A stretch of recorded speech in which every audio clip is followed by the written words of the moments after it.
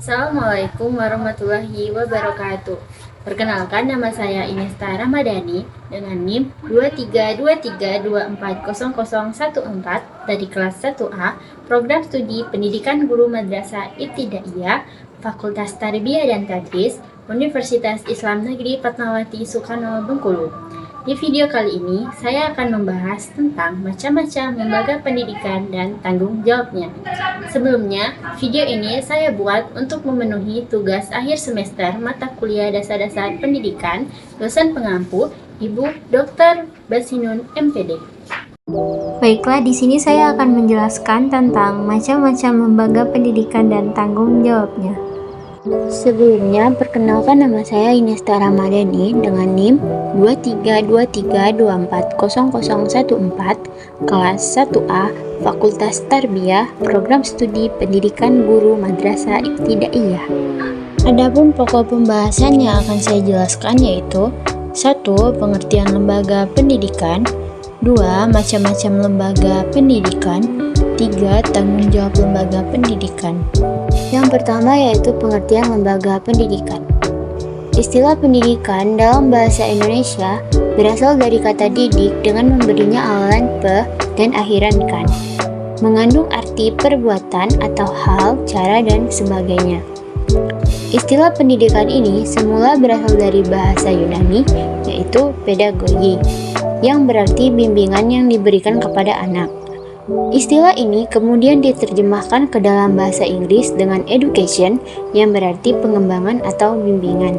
Dalam pengembangannya, istilah pendidikan berarti bimbingan atau pertolongan yang diberikan dengan sengaja terhadap peserta didik oleh orang dewasa agar ia menjadi dewasa.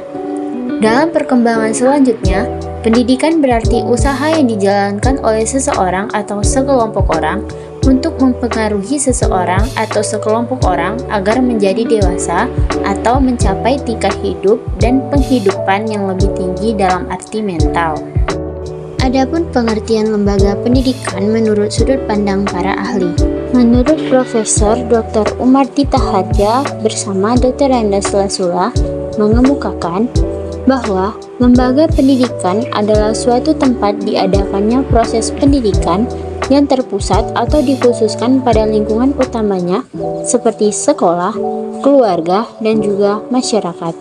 Selanjutnya, menurut Dr. Randes Haji Abu Ahmadi bersama Dr. Randa Nur Ufbiati menjelaskan bahwa lembaga pendidikan adalah suatu badan usaha yang bertanggung jawab dan bergerak di bidang pendidikan, yang mana proses pendidikan tersebut dirasakan oleh para pendidik juga peserta didik.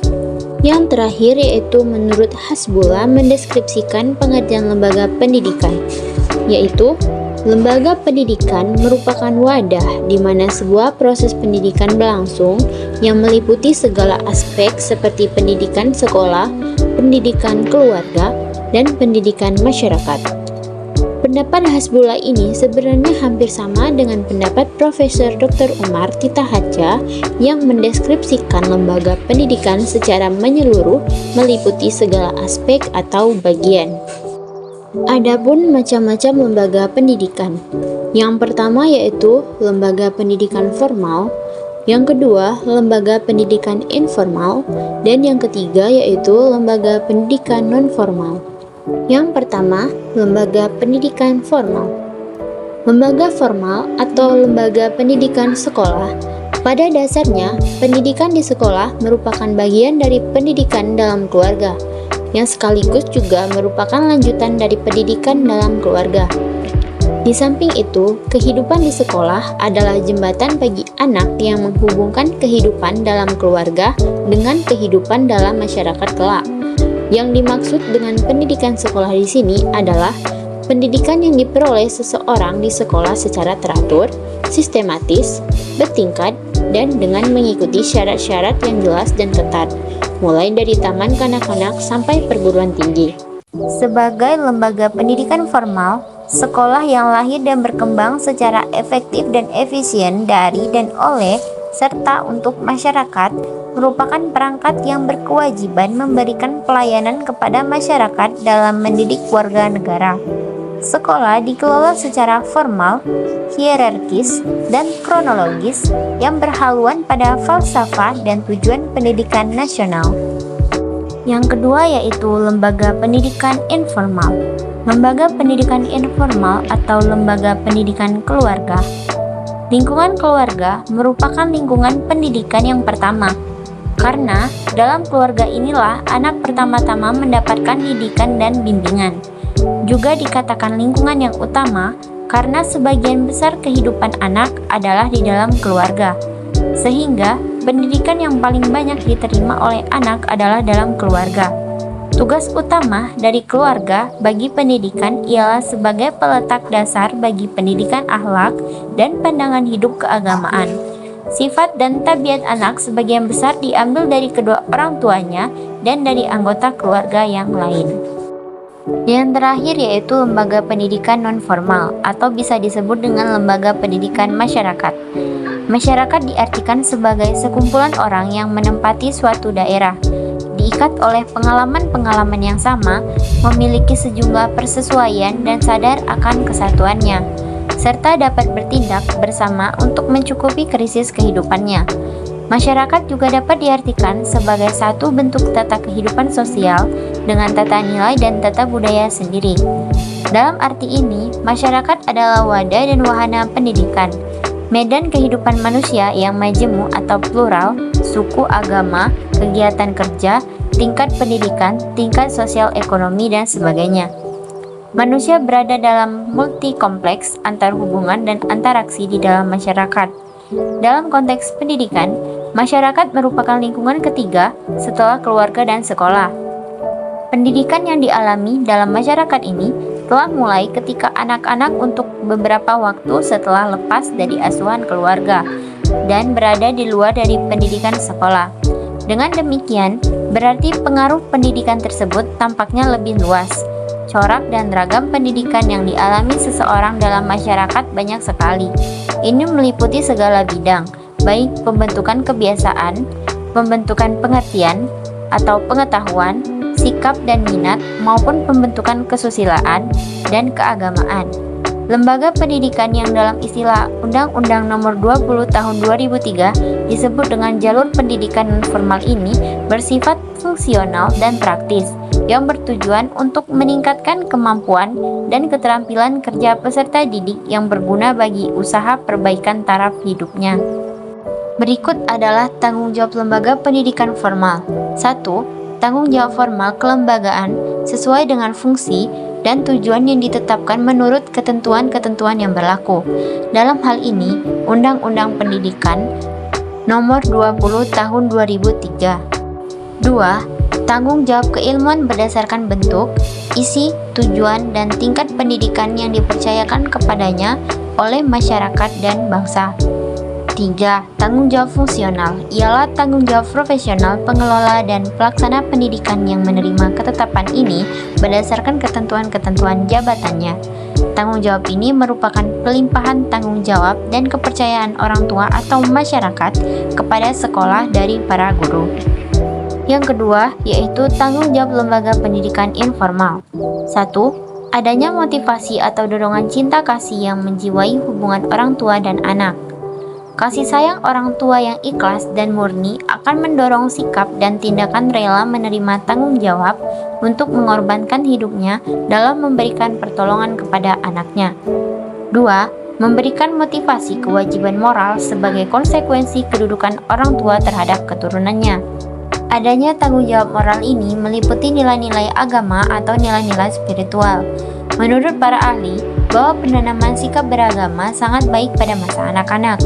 Pada masa anak-anak usia 3-6 tahun, seorang anak memiliki pengalaman agama yang asli dan mendalam, serta mudah berakar dalam diri dan kepribadiannya. Hal tersebut merupakan faktor yang sangat penting melebihi yang lain. Karena pada saat itu, anak mempunyai sifat wondering atau heran sebagai salah satu faktor untuk memperdalam pemahaman spiritual reality. Pada periode ini, peranan orang tua dirasakan sangat penting melalui pembiasaan. Misalnya, orang tua sering mengajak anak-anaknya ke tempat-tempat ibadah, sebagai penanaman dasar yang akan mengarahkan anak pada pengabdian yang selanjutnya. dan mampu menghargai kehadiran agama dalam bentuk pengalaman dan pengalaman dengan penuh ketaatan. Dengan demikian, penanaman agama yang dimiliki anak sejak kecil ini betul-betul tertanam dan berkesan pada dirinya. 3. Memelihara dan membesarkan anaknya. Tanggung jawab ini merupakan dorongan alami untuk dilaksanakan, karena anak memerlukan makan, minum, dan perawatan agar ia dapat hidup secara berkelanjutan. Di samping itu, ia bertanggung jawab dalam hal melindungi dan menjamin kesehatan anaknya, baik secara jasmani maupun rohani, dari berbagai gangguan penyakit atau bahaya lingkungan yang dapat membahayakan diri anak tersebut. 4. Memberikan pendidikan dengan berbagai ilmu pengetahuan dan keterampilan yang berguna bagi kehidupan anak kelak, sehingga bila ia telah dewasa akan mampu mandiri. Demikianlah beberapa hal yang perlu diperhatikan sebagai tanggung jawab orang tua terhadap anaknya. Kesadaran akan tanggung jawab mendidik dan membina anak secara terus-menerus perlu dikembangkan kepada setiap orang tua, sehingga pendidikan yang dilakukan tidak lagi berdasarkan kebiasaan yang dilihat dari orang tua, tapi telah didasari oleh teori-teori pendidikan modern, tanggung pendidikan, sehingga sesuai dengan perkembangan zaman. Yang terakhir yaitu tanggung jawab lembaga pendidikan non-formal. 1. Menyelenggarakan program pendidikan, merencanakan dan melaksanakan program-program pendidikan non-formal sesuai dengan kebutuhan masyarakat. 2. Mengembangkan kurikulum, menyusun kurikulum yang relevan dengan tujuan dan kebutuhan peserta didik serta mengikuti perkembangan terkini. 3. Rekrutmen peserta didik, menggait peserta didik untuk mengikuti program pendidikan non-formal melalui strategi pemasaran dan promosi. 4. Menyediakan fasilitas dan sumber daya, memastikan tersedianya fasilitas dan sumber daya yang dibutuhkan untuk pelaksanaan kegiatan pembelajaran. 5. Memberikan bimbingan dan konseling, memberikan dukungan bimbingan dan konseling kepada peserta didik untuk membantu mereka mencapai tujuan pendidikan. 6. Evaluasi dan pemantauan, melakukan evaluasi terhadap program pendidikan dan melakukan pemantauan terhadap perkembangan peserta didik. 7. Menjalin kerjasama, berkolaborasi dengan pihak-pihak terkait seperti instansi pemerintah, perusahaan, atau lembaga lainnya untuk mendukung pelaksanaan program pendidikan non-formal. 8. Administrasi dan manajemen, melakukan tugas administratif dan manajemen untuk menjaga kelancaran operasional lembaga pendidikan. 9. Pengembangan keterampilan tenaga pengajar, memberdayakan dan mengembangkan keterampilan tenaga pengajar agar mampu memberikan pembelajaran yang efektif. 10. Pemeliharaan reputasi, mempertahankan reputasi lembaga pendidikan non-formal melalui penyediaan layanan berkualitas dan pencapaian prestasi. 11. Pemberdayaan masyarakat, terlibat dalam kegiatan pemberdayaan masyarakat melalui pendidikan sehingga dapat meningkatkan kualitas hidup masyarakat secara umum.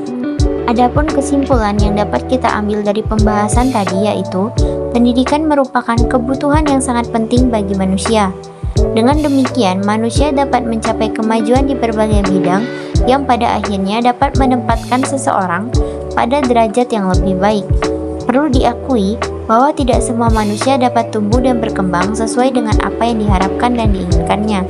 Oleh karena itu, pendidikan menjadi satu kebutuhan yang cukup penting dalam mengalami perubahan dan kemajuan di zaman modern ini. Pendidikan merupakan proses belajar yang tidak akan pernah berhenti sejak seorang lahir di dunia ini hingga akhir hayatnya. Sekian dan terima kasih. Wassalamualaikum warahmatullahi wabarakatuh.